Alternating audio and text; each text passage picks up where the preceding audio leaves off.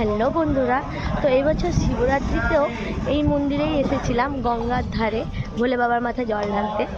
আর আজকে শ্রাবণ মাসের সোমবার, তো আজকে ওইখানেই এসেছি জল ঢালতে। তো কপালে যখন যেখানে থাকে ভোলে বাবার মাথায় জল ঢালা সেখানেই হয়। হ্যাঁ, তো আজকে দেখো কোথায় এখানে চলে এসেছি, চলো তোমাদেরকে দেখাই।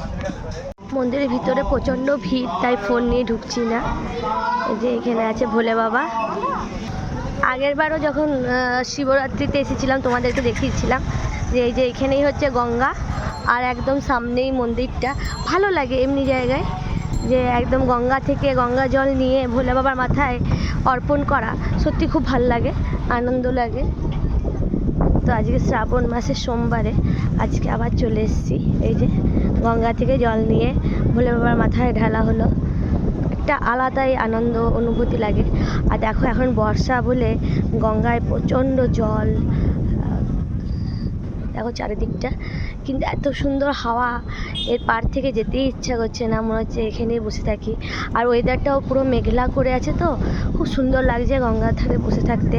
বাচ্চাদেরকে নিয়ে অনেকক্ষণ থেকে গঙ্গার ধারেই আছি, খুব ভালো লাগছিলো পরিবেশটা। তো টাটা বন্ধুরা।